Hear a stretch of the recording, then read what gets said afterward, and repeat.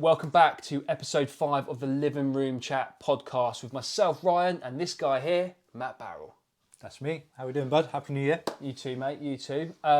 Quick disclaimer, though. This is the third time we're recording the intro. First time, this guy here, 2 years of wearing a mic, couldn't work out how to put it on properly, and the audio was awful, wasn't it? Yeah, it was pretty bad. So sorry for the technical glitches you might get in this episode. Only a few, but we'll try and get rid of them as much as we can. Most of it's okay. It's just a little bit of some of the segments.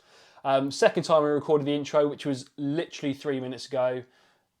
Was it my fault or your fault this time? It was your fault. You didn't turn the mic on. Didn't turn the mic on. But, you know, I'm not about pointing fingers, mate. No. I just want to, let's get into Mate, the we're chat. on the same side here, aren't we? We're co-hosts, so we are the same team here. So, apologies for that. Episode 5 is our first mistake we made, but that's fine. We're all learning. We're all cool. So where were we? What did we start talking about initially? So first topic, we're going to jump right in now. We're talking about GPT, which is the AI, artificial intelligence website, which I just introduced Ryan to. So 2 hours ago, I knew nothing about this.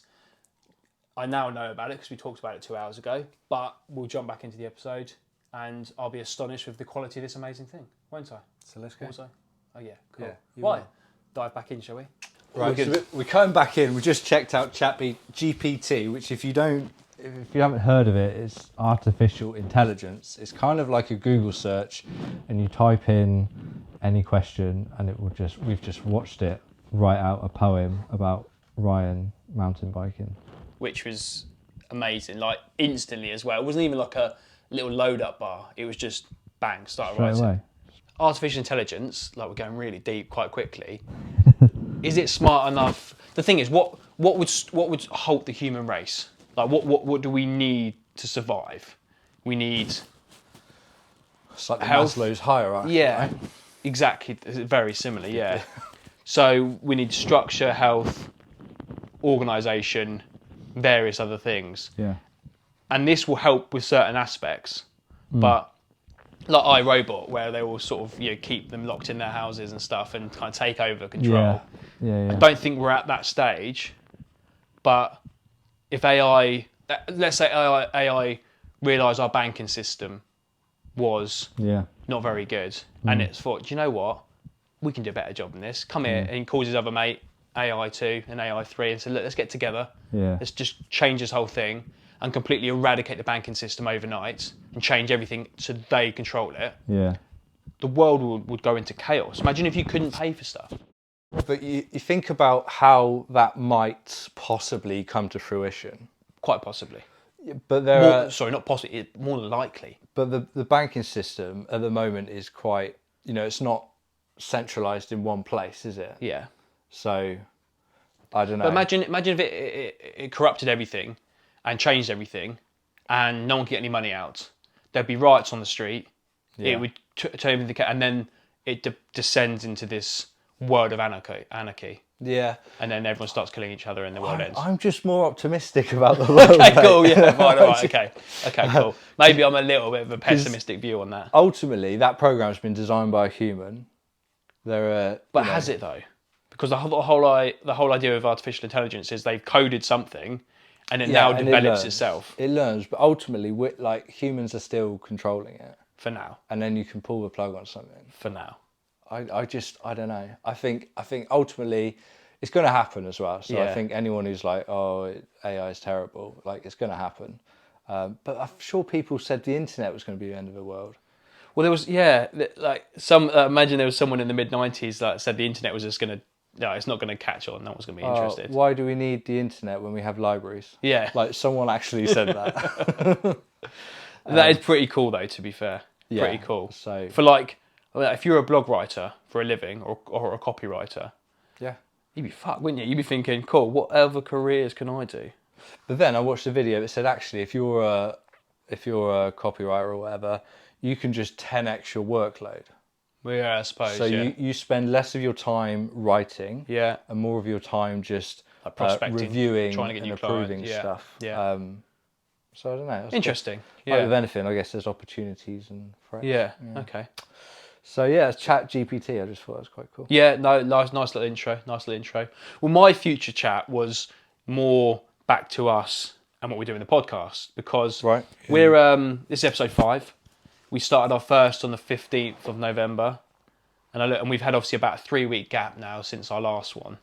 And I know we obviously had a chat, and we wanted to sort up it a little bit because we quite enjoy doing them. Yeah. It's quite a good place for us to just chat about our life and issues and stuff. It's therapy, mate. It is. It is free therapy. Yeah. If anyone wants to join in our therapy sessions, if you want to be a guest, please hit us up. We'll get you in there for a free therapy session. Yeah. No dramas. There's an extra seat on the sofa. Extra seat on the sofa. There you go. Absolutely. You have to cut the shot to look at the sofa. But the podcast, or what we want to take it and what we want to do in 2023, what we want to achieve, because we've got some big ideas and big goals, what we want to do with kind of scaling up. Not that it's ever going to be a business for us, it's more of an enjoyment. But at the same time, we wanted people to engage and hear and almost create a bit of a community, it's fair to say. Yeah, absolutely. Do you think we can knock out 50 episodes this year? Like that's basically, well, no, that's not basic. That's one a week, and then we're off for Christmas. Yeah. It's a big ask, isn't it? Yeah.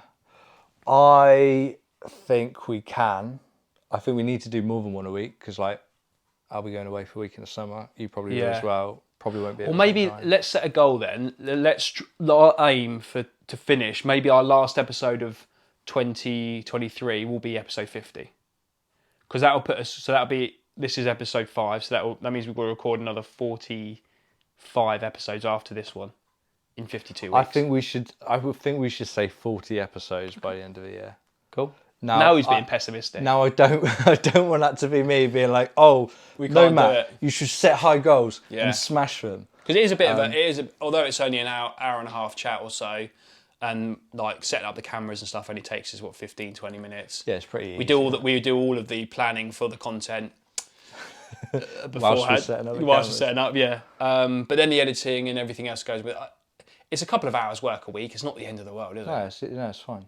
So, yeah, let's do that. I think 40 episodes by the end of the year. Okay, cool. That's the goal. If anyone listens to this wants to come along and have a chat, then by all means. We're going to have a guest aiming for episode 10 to have our first guest. Yeah. Either here or we'll do it in our unofficial podcast room at our company's HQ. Yeah, that'll work. Because it's all set up properly, ready to go there, so that could work. So, yeah. Yeah, let's cool. do it. Excellent. 40. Excellent. Cool. Another topic. Do you want to go now, or should I go again? No, you go. I feel like Fine. Okay, cool. So I look back on my phone and my notes. Every year since 2019, I've set goals for the year. Yeah. And I literally tick them off on my notes. I've still got them all, and I never achieve all of them, but I achieve mostly 50 to 60% of them. Yeah. But I was interested to know. I'm not a one for New Year's resolutions, but goals and plans.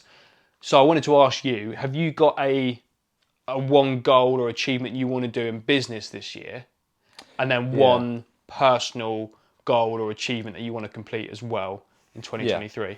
So I like goals, and I haven't been as disciplined with them in the last couple of years as I have been previously. I read this book over Christmas called The One Thing.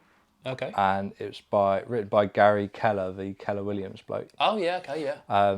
Quite a short, easy to read book. It's basically like focus on the one important thing. And it made me realise I spend a lot of time doing social media, doing this, doing that, and not focusing on the stuff which perhaps I should be. So for goals this year, I was like, let's narrow it down. So I've got a personal goal, a business goal, and then a fitness goal as well. Okay. And they're just really simple, and I'll know at the end of the year whether I've you've done those or I haven't. Okay. Do you want to share them with us, or do you want to keep them? The personal goal is really simple. It's just to move houses. Okay, yeah. Big one. And luckily we know quite good estate agents, don't we? Yeah. Dan and Neil. I think that's I'll be calling Dan and Neil. Yeah. They had a competition over Christmas about selling a house. I saw that, and I was like, I might enter that. So that's the goal for this year. Okay. A business goal as well, or? Business goal, I want to do a certain amount in sales. I'm not going to share with the world what it is, but it's very binary. I'll either do that or I won't. Yeah. And then fitness, I want to get back down to 10% body fat 'cause I'm a bit chubby now. 10% body fat. I've never ever known or even been interested in calculating my body fat. I know roughly. I know Yeah. now I'm probably more like 15. I know I've had a six-pack before, and I haven't got one now. So I'm probably overweight. Yeah. And I know if I had a few beers and I wake up in the morning, I'm a bit big. Yeah. Yeah. But yeah. So that's like quite a rough goal. Yeah. But I just want to just get to the gym twice a week and do like a 5K once a week. Cool. And I know if I do that and eat right, I'll be fine. Yeah. When you're moving like that much, it's naturally you're just going to be fit and healthy, aren't you? Yeah. I totally agree. I think fitness is a big thing that I was growing up, and probably to my early 20s. I was kickboxing. I was riding my bike. I was playing football twice a week. I was doing so much, gymming all the time. And then around when Marla was, actually probably when I met Lauren, to be fair, and then Marla was born. And you do, and if any new dads that do watch, you go through a transition when your kid's born. There's like a 2 or 3 year window where you just get out of habits of doing things properly. Yeah. But you don't go to the gym at 6 o'clock in the morning because you've only had 3 hours sleep, so you just can't be bothered. Yeah. And you do and I remember, I turns back and it comes actually into my goals for this year. So at the end of 2018, I was probably at the biggest I'd been. I had quite a big beard and made my face look really fat. Really, we'll put a picture up on the screen now. This was me in 2018 at my worst, and I was just overweight. I was lethargic. I smoked loads. It was just really. I was in a really bad place, fitness wise, and that affects your mental health as well. Yeah. So I quit the smoking and started running, and I ran for 3 years and non-stop for 3 years, running every single moment, every single day. No, probably running 2 or 3 times a week. I was running 5Ks, I was running 10Ks, I was running 10 milers sometimes on a Sunday. Jeez. I was running a lot. Yeah. And this comes into my goal for 2023. So my one big frustration, I've got my PBs on Strava for my 5K and my 10K. Strava. Love that. Yeah, 22-minute 5K. 49-minute 10K. Yeah. And I'm quite proud of those. But one thing that I let myself down on is my half marathon time. So I did the Wokingham Half Marathon 2021, which was mid-Feb, just after COVID. And yeah, it was 2021. And I picked up an injury over Christmas from overtraining, and it was quite a bad hip injury. Right, yeah. So I stopped running for about 2.5, 3 months leading up to the half marathon. I did 1 2-mile run on the Thursday, then ran the half marathon on the Sunday after not training for 3 months. Because I was entered and I was going to do it, I thought I could do it. And at 10 miles, I was well on track for a 1:45 half marathon, which was well beyond where I wanted to be. Like, I just wanted to run sub 2 hours. The last 3 miles were the worst 3 miles I've ever run in my life. The pain, I had to walk most of it. Honestly, it was awful. And I came in 2 hours and 23 minutes. So what happened then? Did you get to 10 miles and be like, yeah, I'm smashing this and speed up? Not at all. It literally clicked over 10 miles. And I think my pace was like, or whatever it was, 8:20 miles. I don't know. I can't remember exactly what it was. But, fairly decent pace for that time frame. And I'm comfortable. I'd only ever run 10 miles before. Right. I'd never run the full half marathon distance of 13 miles. I've done it with my brother. We did Virginia Water Lake. We did 3 laps of that, which is about 3 miles each. Okay. And then run back to the car. But we stopped in between the 3. So we did 5K, stopped for 10 minutes, did another 5K, stopped, so on and so forth. So I'd run the distance in one time, but not all the way through.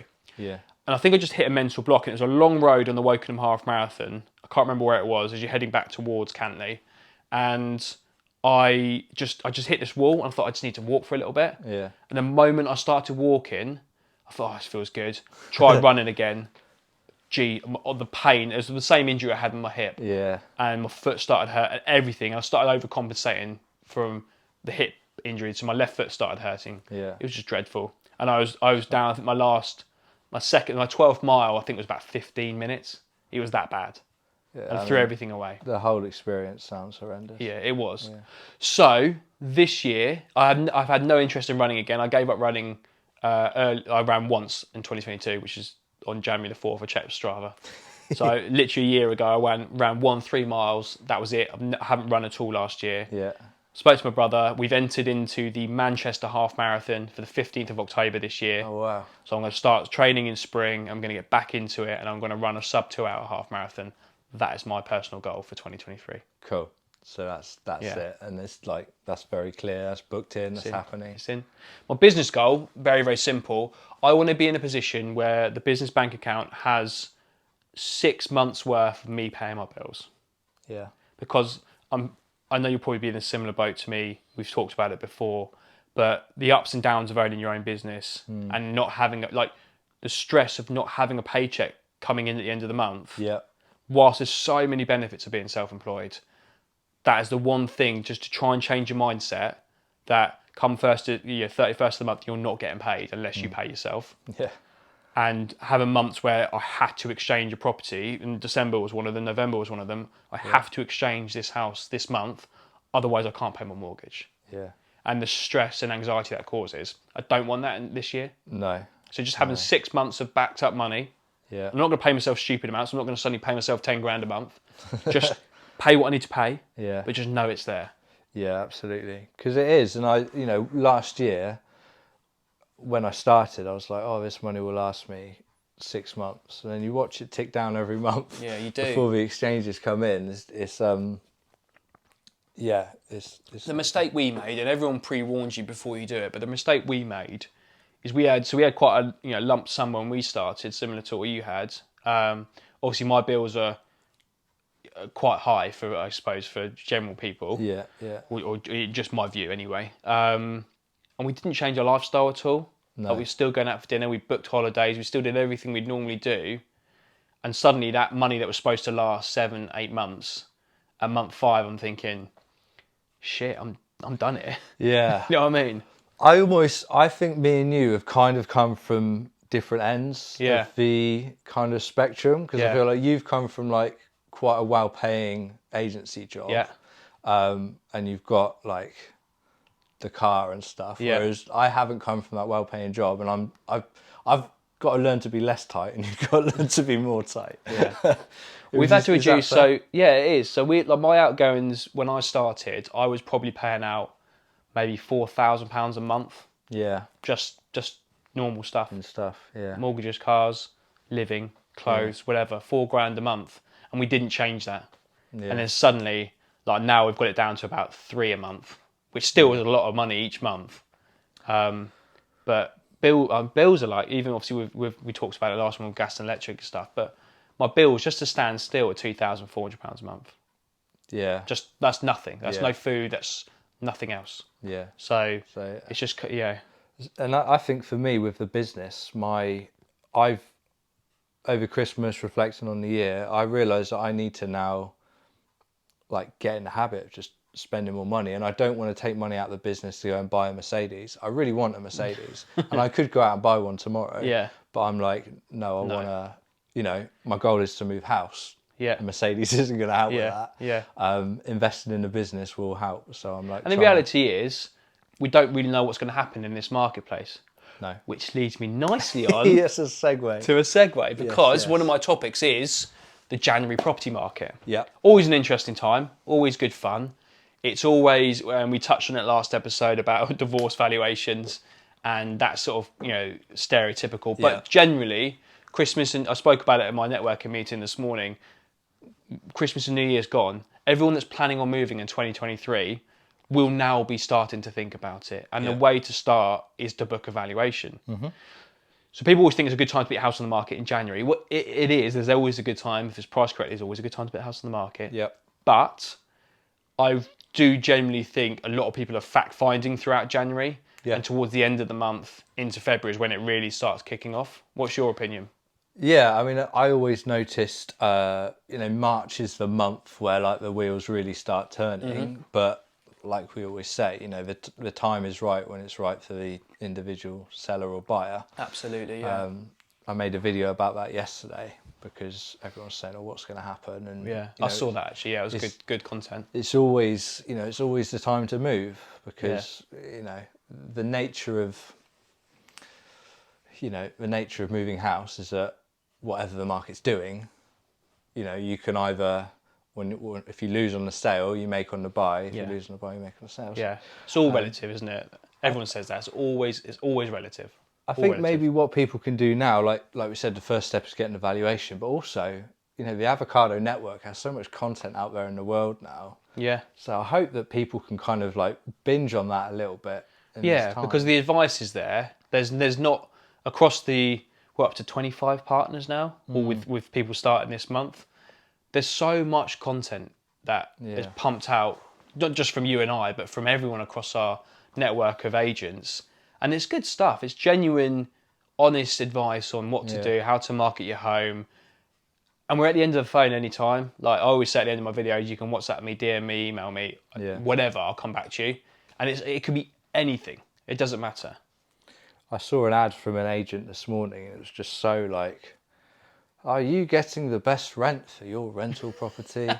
We here at blah, blah, blah estate agents do regular rent reviews and the market's at a record. And it was like, so it's like a robot talking off a screen. I was like, I saw, and look, I'm not slagging them for trying. They're out there doing it.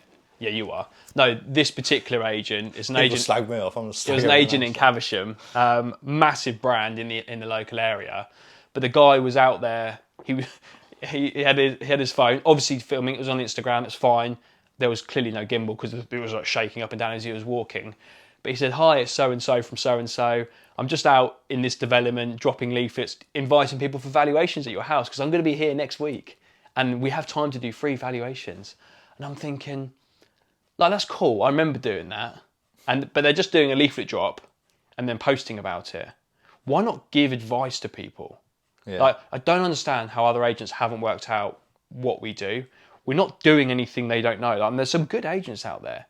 We're just presenting ourselves as a personal brand that we are, offering advice. Yeah. I did a post Tuesday or Wednesday. I think you probably saw it, of what to expect on evaluation. Yeah. And at no point did I mention call me for evaluation. Yeah. And there wasn't even a link to say book evaluation. It was just, this is what you should expect on evaluation from a good estate agent who's done it for 15 years. And some agents might not do the same process. All valuations are a bit different, but it just gave people help and advice. That was well received. I think I got over 1,000 views, and that's not boosted. That's just organic views across Facebook. Yeah. So I was pleased with that. But interesting times. What are you thinking about content and social media for 2023? Is there anything you look back on last year and like you want to change or do differently? No, I think I've learned a lot about being a bit more punchy with content. The hook. Yeah. Stuff, I never I dropped all my videos used to say, "Hi, I'm Ryan from Avocado Property." Yeah. I never if people are watching my video, it says Lauren and Ryan Avocado Property at the top. I don't need to say that. There's no point losing that 3 seconds to say that. So I jumped straight in with the punchline. Yeah. And you getting a valuation, this is what you need to know. Bang, and then start telling them. Yeah. Just I think that's a lot easier. But yeah, I'm the same because and also last year I don't know if you're the same, but for me it was a process of like getting in front of the camera, getting comfortable with acts. I was really uncomfortable. Well, hang on a minute. Quick disclaimer there. Let's put some noises there. Like that was supposed to be a siren. Matt Barrell had to get comfortable in front of a camera. But is that true? If you can go back on my Facebook, I've been doing content for 4 years now. Yeah. Agency related. Before I joined Avocado, my face was never in front of the camera. Really? And that was one of the reasons when I spoke with Avocado about joining. I was like, this is going to force me, whether I like it or not, to get in front of the camera. Yeah. Interesting. Yeah. Yeah. We spoke about that again in the last episode because I had that clip of me, my first video that I did. Oh yeah, I enjoyed that. Yeah, with my shaved head. I wasn't too bad though. I spoke well. It's just very similar to what you said. It's very, one-dimensional, one tone, not really engaging. Yeah. Whereas you've got to change. I keep referring back to last episode. If you haven't watched episode 3 or 4, definitely watch him because there's some good shit in there. But that guy on my watching Ask Vinny guy who talks about his pitch and how to deliver. Love that stuff. Yeah, love that stuff. Yeah, absolutely. But it's constantly learning. Yeah. I just wanted to come back very quickly, last bit of property chat before we move on. Putting your property on the market in January, we've talked a lot about pricing before and making sure it's correct pricing. I just wanted to tell people about a little quick case study that I've dealt with over the last few weeks. So we put a property on the market in South Reading. Obviously, you did the video with me, didn't you? Yeah. So went on the market a week before Christmas, and I just want to sum up how the market is at the moment. If you price correctly and market correctly, properties will sell. This property generated over 35 inquiries. We've done 17 viewings, got multiple offers, and it's sold. It was my first sale of January. Sold it yesterday. So that's 2 weeks over Christmas. We've done all those viewings, dealt with all those inquiries, and got it sold. Yeah. That sums up the market in one fell swoop. Price correctly, market correctly, you will sell your house. And also, that's perfect case study. And over Christmas as well, where some people would say, "I'll wait till the new year" or whatever, but there are always those eyeballs on Rightmove. And I think the point you make about pricing correctly, pricing correctly is so important. And the reaction you get from buyers when there's a well-priced property on the market, immediately that phone starts ringing, and all of a sudden you have 5, 7, 8, 9, 10 people who are like, I want to buy what do I need to do to get this house? Because it's priced correctly. And then it does put you in such a better position as a seller, because you can choose the right buyer, but also the buyers are so much more receptive to speaking to good solicitors or dealing with a trusted mortgage advisor. Or paying a reservation fee that we now deal with as well. Whereas when you've only got one offer and it's been on the market for 3 months, that's all you've got. So they might use some shit solicitor up north. I don't need a reservation agreement. Why would you want to tie me in? I don't need to. And you get a worse quality buyer. And all the leverage is with the buyer. Yeah. Because the buyer's like... Buyer holds the cards, don't they? Yeah. Because you've had a house on the market for 3 months. No one's bought it. I want to buy it. Yeah. It's exactly that. Absolutely. So... Again, every single episode, I think this statement's made, isn't it? Price your house correctly, and you will benefit from it. Simple as that. It's funny because I mentioned to you before we hit record that I want to sell this place this year. Yeah. And I find myself doing the seller thing. Yeah. I don't know if you found that when you sold places before. I know in my heart of hearts probably what this is worth, but then I'm like, oh, well, maybe if I just find that one person. I disagree a little. I mean, I hear what you're saying, and absolutely. Yeah. When I sold my house in 21, it was valued at I think 285. They said put it on the market for. So I was like, cool, put it on for 285. We were on for 4 days, and we'd had one viewing. I was like, cool, should we reduce it to 275? What, after 4 days? After 4 days. Yeah. And the manager of the other office who was selling their property for me, he's like, no, Ryan, don't be silly. We've got like 3 viewings on Saturday. Like, I know you, because the house I wanted to buy, which now I own, had just come on the market. I was like, I have to buy that house. Right, yeah. It's the right price, it's the right location. I have to buy that house, or I have to be sold before the open house, which was 10 days' time. Yeah. Fortunately, we didn't reduce it, and it did sell that first weekend for a good price. But they offered, and I was like, he said, do you want me to go back? And it's like, no, accept it. Yeah. Like 278, bang, go. So you were doing the right thing of thinking of the end goal. Yeah. That house you wanted to be in. Yeah.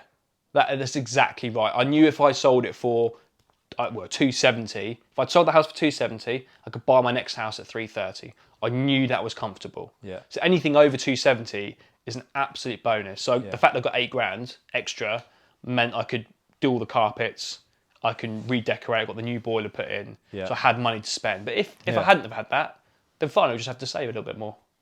But on the other side of a coin, if you'd have been fixated on 285, that house you wanted would have been gone to someone else. There you go. You'd have been waiting however long. So flip that back to your position. I know. The thing is, I think once you get to the position, while you're just tentatively considering it, because you're not going to go on the market tomorrow, you're looking at prices, you're looking at what's happening, sort of testing the market. And I think a lot of buyers and sellers will be doing the same. They're always constantly looking at Rightmove, seeing what else is available, what prices are achieved.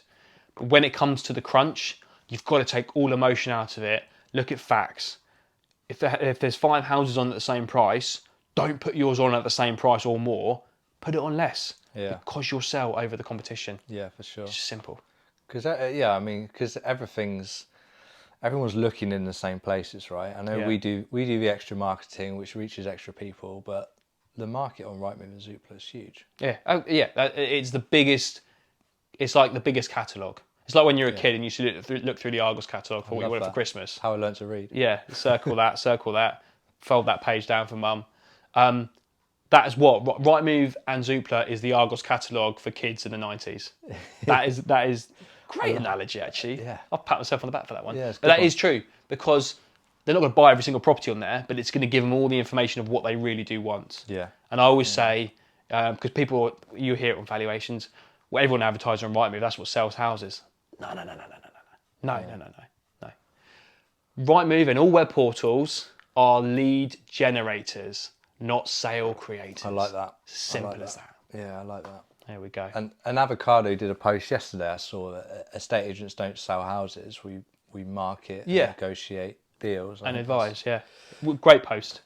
Great post again. Because why would an estate agent shout from the rooftops or across their 2,500 followers on Facebook, "We don't sell houses"? It's quite a bold statement, isn't it? Yeah. But actually, when you think about it, of course we don't. We don't do any of the legal work. That's solicitors. We don't do any of the moving. That's the buyers and sellers. We are there simply to advise, create the best position for the sellers to get the best price. That's what we do. Yeah, and that's what you pay for. All of my clients, they're not my houses to sell. Yeah. Yeah. So you're selling a house. I'm just helping you do it. Yeah, absolutely. Absolutely. I was going to segue into something else there, but it's gone. Oh, fine. Yeah. Okay. Should we make small talk until you do that? Until you remember? Yeah, it's gone. I've got a couple more topics, but I think it's your go for a topic. But you forgot, haven't you? Well, there was some agency chat I wanted to dip into. Cool. But I can't. Let's stick with agency then. Well, yeah, I wanted to. I've had a couple of viewings already this year, and I don't know if you're getting the same thing. Market's changed. We're in a different place than we were 12 months ago. Yeah. You do the viewing, you show people around, you're chatting, whatever, it's all good. Yeah. A few times this has happened. The buyers kind of turn around at the end and they go, the market's changed, doesn't it? Or like some variation of that. And like one guy yesterday kind of smiled at me. This is like, what do you think is going to happen to the market? Yeah. Like, and it's just interesting how much that's changed because it's gone, and people basically just reciting news articles. Yeah. Oh, so I heard, we're going into a recession. Yeah, yeah. Thanks. Yeah. I heard prices are going to drop. Yeah, I heard house prices are going to halve in the next 12 years. And the dickhead in me wants to turn around and be like, why are you here then? Yeah. But obviously it's like, we enter a conversation, talk about the facts. We're not in a 2008 position. And then most people who are, getting on the ladder for the first time, it's like, well, why spend 12 months rent just to see if prices go down or not? I think those articles that I say an awful lot. You've got to remember those articles are a snapshot of one bit of information from one particular lender or article or whatever it may be, and normally it's UK based. Yeah. Like there's the UK market, massive. What is it, like 1.5 million transactions per year, give or take? About 1 million, I think. Just over, and then the heights of COVID, 1.5, whatever. That sort of million plus transactions per year. That's a huge number to ascertain what's going to happen with this. Yeah. That's the UK market. You've then got regional markets, and then you've got micro markets. So Reading, I would class Reading as a regional market because Reading's a big area. Yeah. But what's happening in Shinfield where we're sat today, or Tilehurst where I live, or Pangbourne, or Bracknell, or whatever, they're all different marketplaces within the same region. So what's happening in South Reading, prices are going to drop 5%. Yeah, maybe in bloody Newcastle or Dagenham. Doesn't matter, does it? Not happening in South Reading. And I think that's the misconception people have, especially during COVID where prices have just been crazy. Yeah. I read that prices are up nationally 27% since the start of the pandemic. That's cool, yeah. But in Reading, it's only 14%. Interesting. That's almost half. Yeah. 14% in 2 years is very good going. Absolutely, yeah. So you could write an article saying, Reading prices half the growth of the rest of the UK. Yeah. Bad news. Yeah. But actually, if you forget the rest of the UK, because it's absolutely irrelevant if you're moving in Reading, house prices up 14% in the last 2 years. Cool. Yeah, and that's the way the media works, isn't it? They latch onto the bad stories, feed that filth out to people.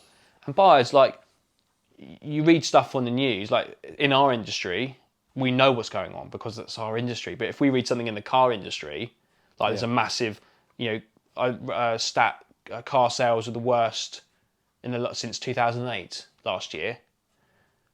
And I read that, God, but yeah, I wouldn't want to be a car salesman. But if you spoke to a car salesman, they'd be like, well, yeah, but not really, because we actually sold 140% of everything we had because there wasn't enough product coming in. So although numbers are down, profits are up. Yeah. And you don't know what's behind the scenes because we don't know the industry. Yeah, exactly. And that's why, quick plug again, you should be following our social media, because we tell the truth about what is happening, not what you read on Sky News or BBC News or wherever else you see the latest news articles. And I think if there are any people thinking about buying, the kinds of people who at the end of the viewing say, oh, prices are going down, going into a recession, I think that those price drops, in my opinion, have already happened. As a buyer. You have the leverage now to negotiate that you didn't have 12 months ago. Yeah. Just don't mess around. Like, if you're going to buy a house, buy a house. You don't need to quiz us and lower our expectations. We've said it a second ago. We're not selling the house. The seller's selling the house. We're just managing it for them. So there's no point trying to discuss the declining market with us. If you like the house, talk sensibly about making an offer, and make an offer. Even if it is 10% under the asking price. Put your offer forward, put your reasons why, and we'll portray that to the seller. And I think just to play it out, I mean, you remember the market a year ago where, let's say, for example, you put a 3-bed semi on the market for 400k. Yeah. Right, 10 people view it, you sell it for 420. Yeah. Right, so what's that, 5% over their ask? Yeah. So that same house now, maybe put it on the market, 3 people come and view it, Yeah. you get an offer at full ask of 400k. Yeah. That's your 5% decline. Yeah. Really, isn't it? Yeah, very, very good point. And in fact, beautifully articulated. That is exactly what's happened. Because the one in South Reading I mentioned that had all that interest, that sold for the asking price. But a year ago, you're exactly right, at 375, that would have sold for 390, 400. Yeah. It's spot on, mate. So that's why you need to speak with an avocado agent. There you go. Cool. Well, let's. Is that enough? Should we move on to some more happier topics? Actually, I've got one happier topic. I don't have any. In fact, I've got no happy topics either. Yeah. It's not a segment. It's just a 1-minute chat. Did you see the video of the killer whales killing the great white shark? No. Mate, worth a watch. In it fact, put it on the screen now. Okay. And don't put the whole thing. It's an hour-long chase. But for the first time ever... An hour-long whale chase? Yeah, I haven't watched the whole thing. But scientists filmed overhead, like using a helicopter and drone, a pod of killer whales hunting, attacking and killing a great white shark. They chased him for an hour, and it's never been seen on camera before. So yeah, it's pretty cool, isn't it? Like, well, it's not cool. That's just the world. Not cool for the shark. Not cool for the shark. But I just thought amazing. Like, you think being top of the food chain, like, no one kills a great white shark. Yeah. And then the pod of killer whales are like, here, hold my beer. Anyway, it wasn't a segment. I just wanted to see if you'd seen it because I found it really interesting. Yeah, very cool. Very cool. On a slightly, my next topic is a little bit more serious. Okay. The Damar Hamlin situation, the NFL player who had the cardiac arrest last week, Buffalo Bills player. Have you heard about it? This is news to me. Is it?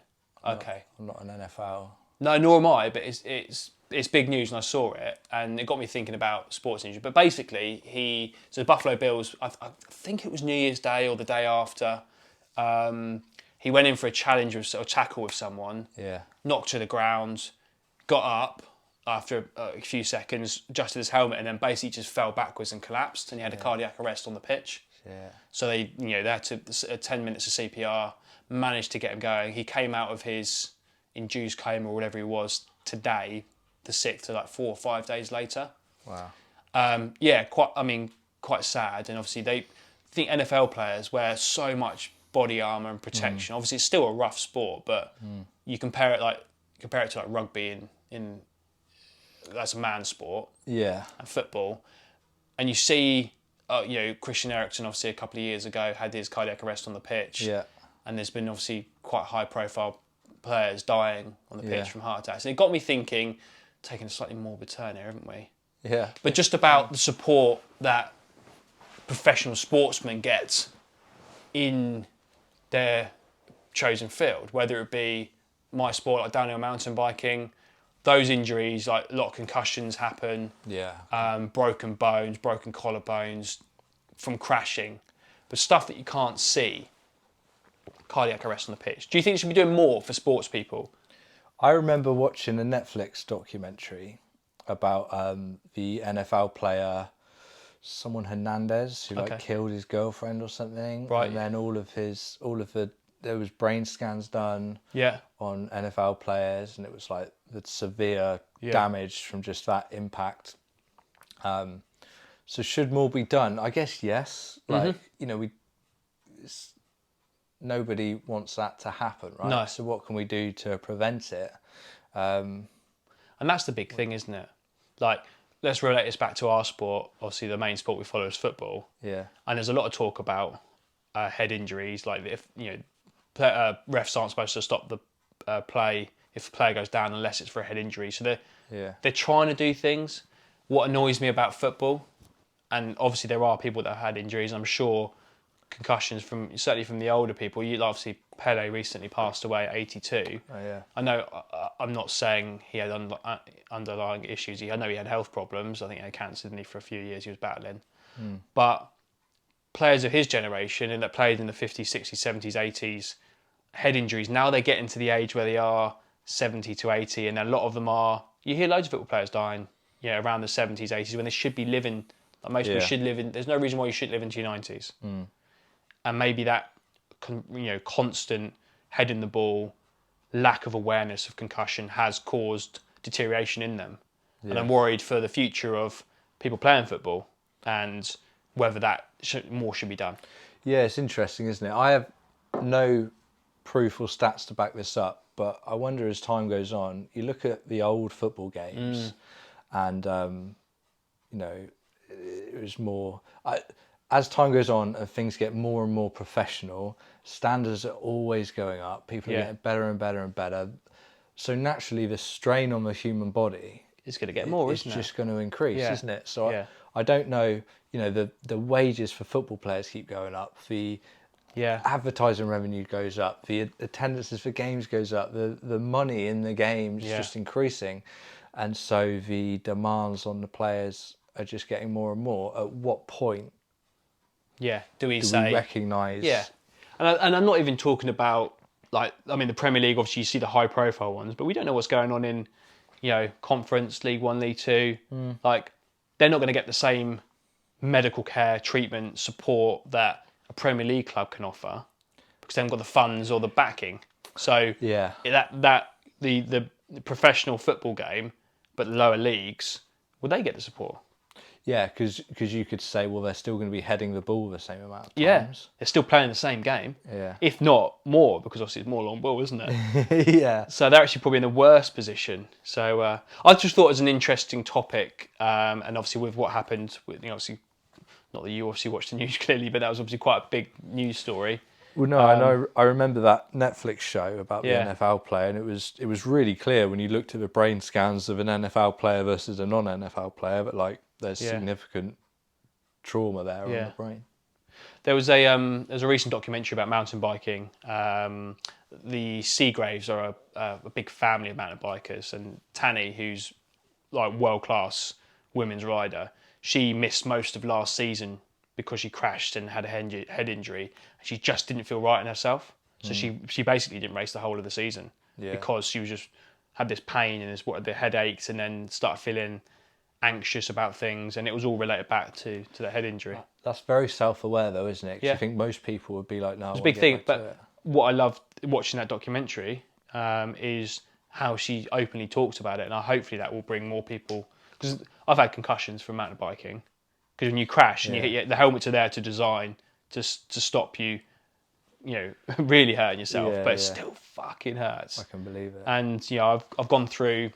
Last year I had 2 years I've had 3 different helmets because I've crashed and I've had to throw the helmets away because once they're done you don't want to reuse them, do you? Yeah. And the caging that works inside, MIPS technology, I won't bore you with it, but basically it's like a cage and it absorbs the pain where the impact hits. It caters to that and it kind of locks in.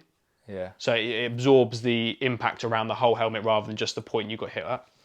Yeah, I remember that from my motorbike days. There you go. Yeah. So, but it's real, and you get a bit dazed. But often I just if I've crashed and hit my head, you shake it up and get back, and I'll carry on riding.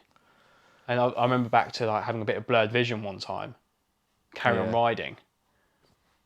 Stupid. Is part of the thrill of mountain biking the risk of falling off?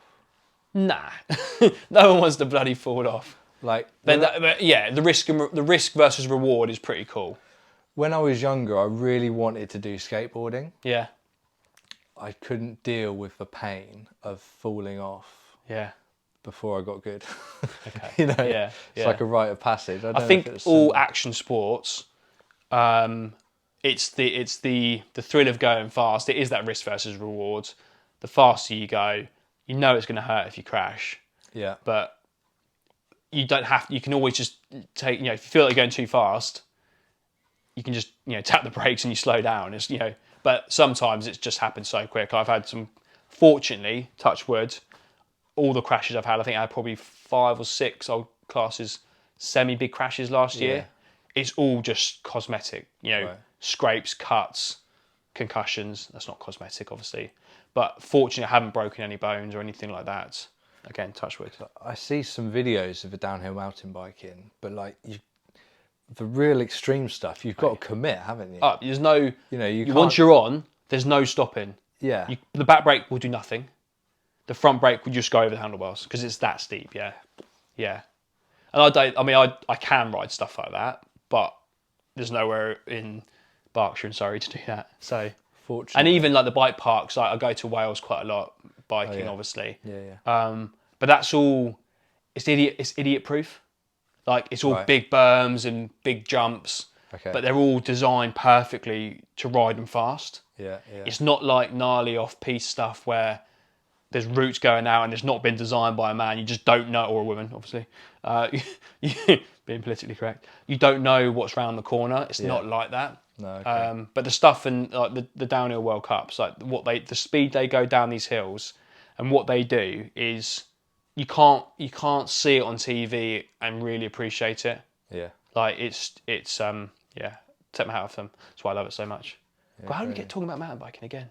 I don't know. We're just always segueing from one thing to another. Constant. It's like a flow, isn't it? It's a flow. I think that's my topic's done. Oh no, I've got one more topic, but it's I don't even know if I want to open that can of worms with you yet. Have you got anything else? Well, I feel like both of my 2 topics are cans of worms. I feel like one could wait.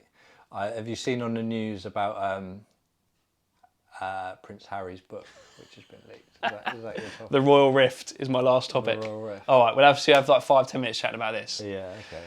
Right, where do we start? So we spoke, last episode was titled Meghan and Harry, or Harry and Meghan, wasn't it? That was the first segment because we had a good chat because we just recorded after we'd watched the 3 episodes of that docu-series. I actually confess I haven't watched the second 3. No. I haven't got 3 hours to watch. But he's got a book coming out, obviously that's been leaked.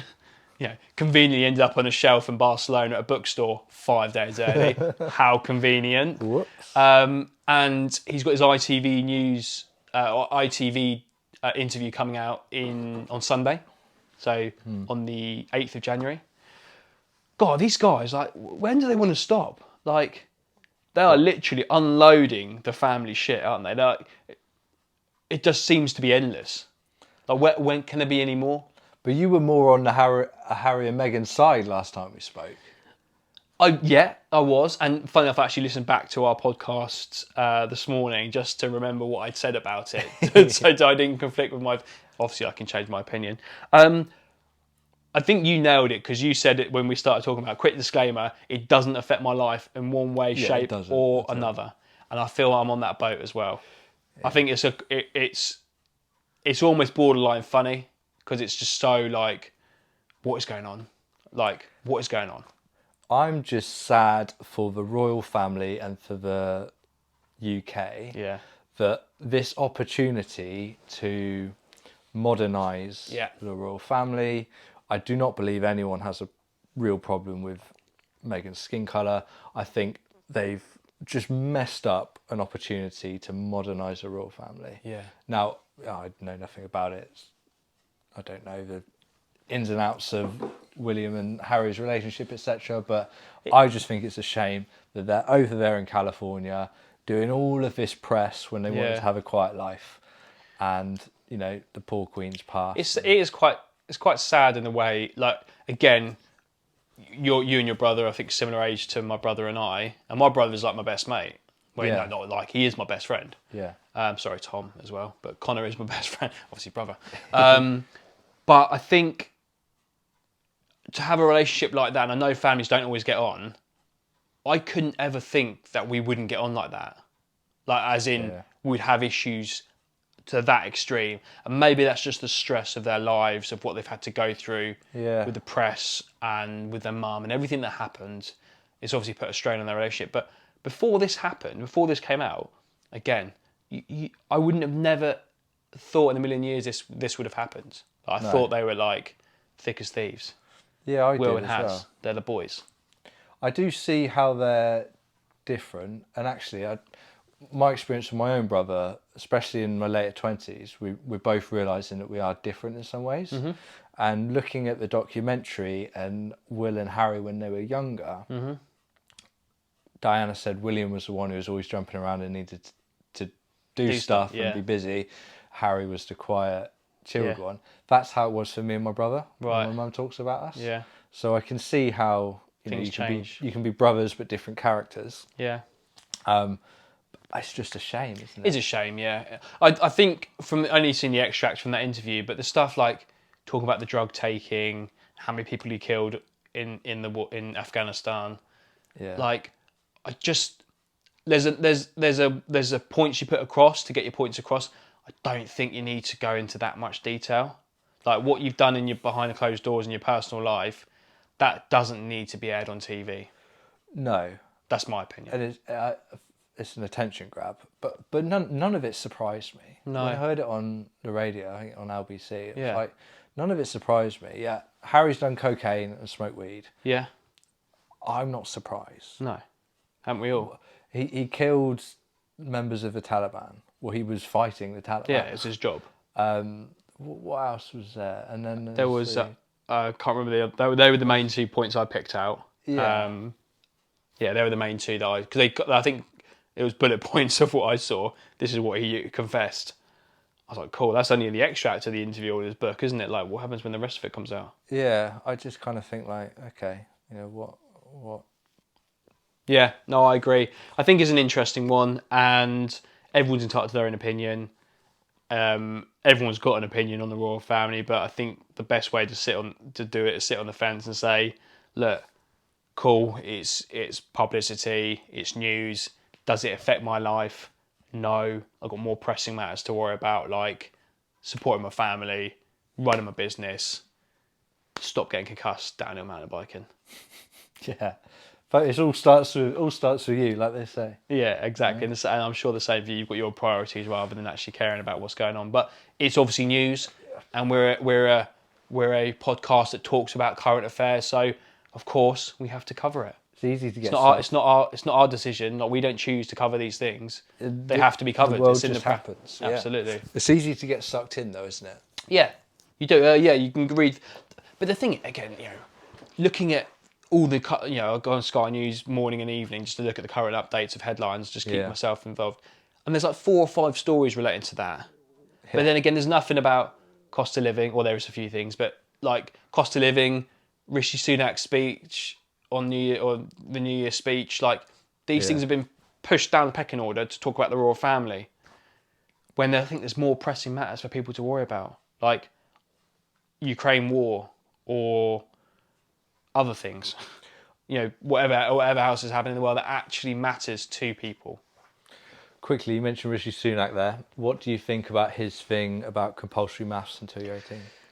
I think it's a bad thing, to be honest. It's a brilliant thing. Do you? Yeah, absolutely. Fantastic. Okay. How many people do you meet who say, I'm not very good with numbers? Yeah. Quite a few. A lot of people? Yeah, most people actually. What's that? I'm not very good with numbers. Yeah. Like, I just don't think... what I loved about it is it's like our Prime Minister saying we need to get smarter as a country. Yeah. Not being very good with numbers is kind of... I just don't think it's... I just think it needs to... And I did listen to a bit of this on LBC where someone phoned in and discussed it. And they made a very good point. I don't think you need to know about trigonometry or No. Pythagoras' theory. No. They're the big maths words I could think of.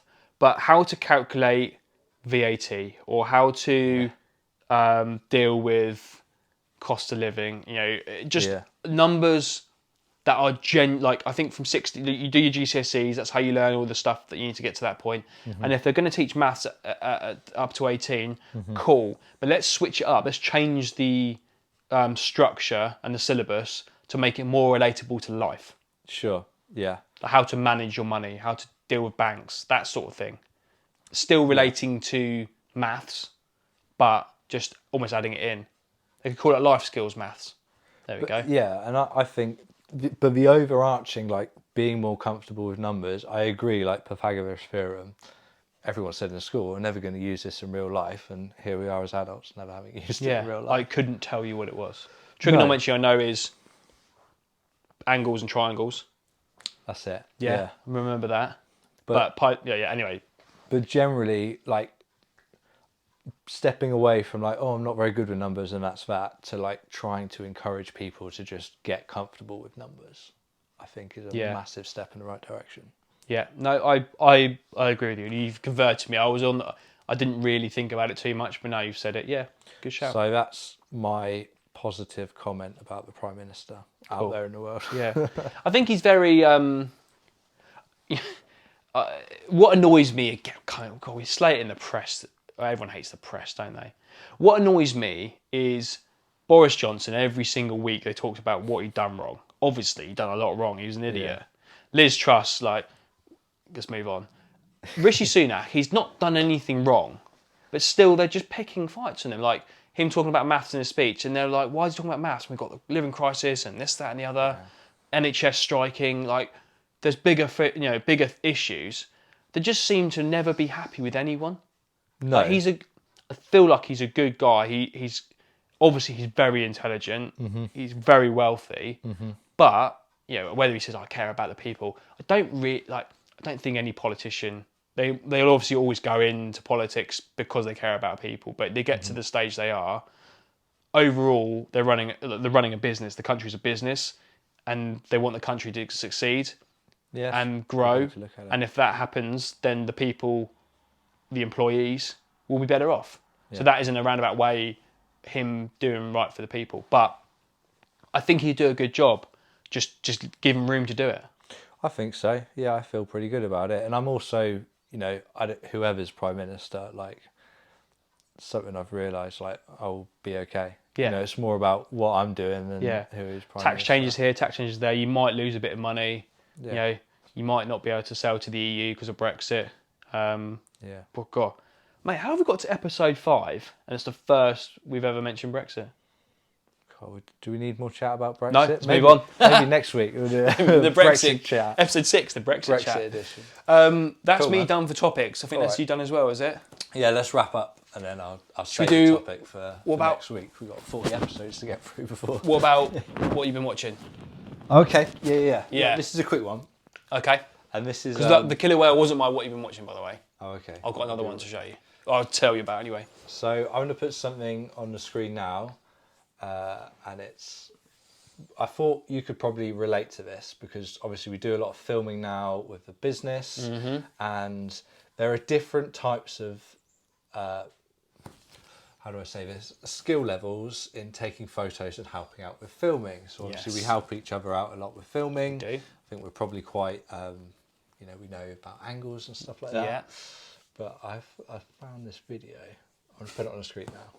I am not being racist, but whenever I go back to the UK, I will always ask an Asian person to help me take the photo. And that is because they are better picture takers than us Brits. And they put in much more effort. This is what will happen if I ask a British person to help me take a picture. See, already you can tell he doesn't give a shit. No effort whatsoever. He takes one photo, and he's off. Doesn't even let me check. Unbelievable. As predicted, a crap photo. But if I ask an Asian person, this is what happens. Oh my, look at that enthusiasm. She's even directing me and suggesting angles. I'm done, but she's not. Wow, she's on the floor getting the money shot. That is what you call commitment. Ooh, very nice. Thank you so much. And that is why I will always ask an Asian to take my photo. Oh, I like that, to be fair. I love how his little disclaimer. I'm not being racist here. Yeah. But I just thought that was so funny because I find myself, the more content I do, whenever I ask Soph to take a picture, I'm having to train her now. Yeah, I know. I think Lauren's the same, to be fair. We filmed a house between Christmas and New Year, and I'm thinking, oh, I wish Matt was here. Because she's Sorry, fine. Lauren. Yeah, she's fine. She won't watch an hour. She ain't getting an hour. She does half an hour and says, I've listened to it all. It's just the way the camera moves, and I can just tell it's just not quite where I want it to be. Yeah. Whereas I feel like we've filmed so much together now. Yeah. I kind of get your vibe and what you want to achieve, and you get mine. And all I say to you that I'm going to walk out, I'm going to talk here. If you can just spin around the room like that, done, one take. Yeah. And when you're in public, it's always awkward as well because you can't be like, "Oh, can we do this again?" Yeah, blah, yeah. blah, blah. And the key I find with public photos is you've got to be aware of your surroundings. Yeah. You got to wait for that person to walk by, and then you'll have 2 seconds to get the shot. And you do it, bang, and then you just got to get it right the first time. But if you don't, I think the big thing I filmed in Newbury Shopping Centre once, and it was fucking heaving. And I was like, cool. And I was a bit nervous at the start. I was like, do you know what? People are looking at me. I'm wearing my avocado hoodie. This is what I signed up for. I enjoy this. I'm centre of attention. People don't know if I'm filming a broadcast or whatever it may be. Yeah. And if everyone stops you, there's like, do you mind me asking what you're doing? Yeah, I'm just filming a little segment from a property video I'm doing. Yeah. Oh, wow, okay. Thinking of selling my house. Here's a card. Here's a card, yeah. Sign here, press hard. Cool. My watching is a film.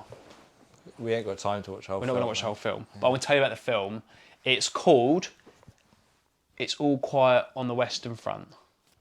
Is this an old film? No, it's not at all. It's on Netflix. It is a World War I film written from a German perspective. It's actually a dubbed film. It's actually in German. It's dubbed, really well dubbed, to be fair. When you say dubbed is as like, in they're talking German, and there's someone else talking over them, and their mouth moves differently to the sound. Right. Yeah. Really, really good film. Like, really good film. Like, you don't watch many war films from a German perspective for obvious reasons. No. You know, we don't want to go obviously cover our ground, but they lost twice. But it was really interesting, and I'm not a big fan of dubbed films or programs. Yeah, I watched Squid Games, and that was about it, to be fair. Oh, yeah, cool. But I didn't even watch it with subtitles. And Lauren made a very valid point 5 minutes in. She said, look, it's a war film. I don't think there's going to be much talking. There's going to be lots of guns, lots of explosions, lots of scenes of that. And she was absolutely spot on. And halfway through, you don't even realise they're speaking German. All Quiet on the Western Front. Yeah, nice. Well worth the watch. Really good film. Really good film. Really liked it. Any snippets? Any takeaways? Any surprises about the war or anything? No, it's just interesting how the obviously they portray from the German side. They portrayed it as there was one scene in the film where the surrender terms were put forward by the French to the Germans, and they're like, this is unacceptable, and they're like, take it or leave it. You either take it or we'll kill you all, sort of thing. And it made the French, obviously the French, English, American, and everyone else that helped, made us look like the bad guys, that we kind of forced their hands and put them into like this difficult situation, which is what spurred on obviously World War II and the subdued nature of how we left it, the Germans after World War One. They couldn't support and things, took all their trains, everything. So they had nothing, infrastructure left. And obviously that's what bred the moving on. So 20 years later, there's another World War. Yeah. So anyway, but it's an interesting perspective, really well done. I saw a thing on Instagram as well where it showed the actual footage and then the edited sort of special effects, which was pretty cool to see, because even just like the way the lighting was changed was incredible. So it's 2.5 hour long film, well worth a watch. I think you enjoy it. I like a war film. Soph doesn't, but I do. So yeah, cool. Well worth a watch. Cool. All right. Excellent. Well, we've gone over the hour, so should we wrap up? Let's wrap it up, yeah. Yeah, let's do so. Thanks everyone for getting this far. If you've got this far, I know you did a plug at the start, but we'll do a plug at the end. You can find us on all social media platforms: YouTube, Facebook, Instagram, TikTok, Spotify, wherever you're listening. So yeah, and share it with anyone you think might like it. And if you want to come on and be a guest, then just drop us in up. those DMs. Nice Cool. one. Right. Cheers all. See you next time. See you next time.